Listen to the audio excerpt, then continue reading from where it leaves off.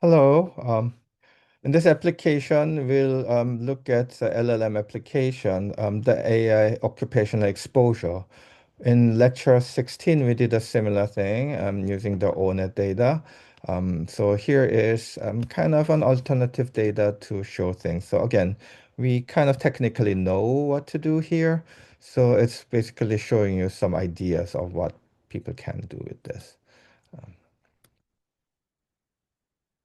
So it's occupational exposure, industry risks, and stock market implications. And we'll use here this paper by occupational industry and geographic exposure to artificial intelligence, a novel data set in its potential uses. It was published in Strategic Management Journal. And here is the web link of the kind of high risk exposure and all this. Um, and they kindly have the data. We can link it to the stock market data and see how this exposure and data works out. So this data set, um, this dynamic AI occupational exposure index, DAIOE, data set is here. Okay, so we'll use the data.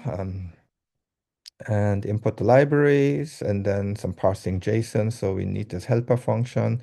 And then we'll load this data, which I already uploaded on my Google Drive. Um, so you can just read it in. But it basically have the ONET occupation code, occupation name, year of measurement, overall AI exposure, generative AI exposure, language model exposure, image recognition exposure, speech recognition exposure, isn't it? So it has some breakdown of these exposures. Okay, so let's just explore that. So year 2023 of this top overall generative AI and all this. So, and you can see who ranks up here. Proofreaders and copy markers are kind of high. So by generative AI exposure, mathematicians actually are highly exposed. Who knew that? And then the least are dancers. Good for them. Okay. All right. So then visualize the distribution of these kind of see, and then you can see here sort of the overall exposure um, and the generative AI exposure. There's a slight difference here. Um, because there's a big cloud here.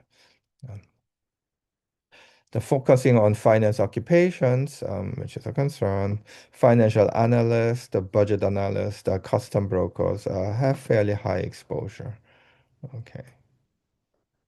All right, and you can see it in the picture here. Wow, that's pretty high. I guess taxi driver, energy auditors. Okay, so they're fairly low. Okay. And then how does it change over time? And you can see that it has been actually rapidly increasing the generative AI exposure, like in the recent 5, 6 years has been grown a lot. Okay. And then let's map exposure to industries and the sectors. And have the ETF return and then map it out to visualize it. And here you can see with the average generative AI overall exposure relative to the sector ETF return and high exposure. Well, these sectors actually are high growth but have high exposure. And then we can ask to interpret this data and it will give the opinion about it. Um, yeah, so can have this opinion. And then the worry thing is that the pace of course, AI exposure, how fast it grows, so one can see. And again, the pace of growth, mathematicians like the growth is like really high, isn't it?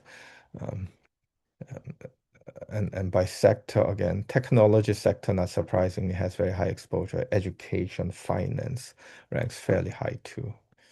Okay. Um, and what does it mean for the investors? So one can write a report about it. Okay. Okay, so this was a quick overview of possible ideas for what one can do with the LLM text parsing capabilities. Okay, thank you for watching this episode.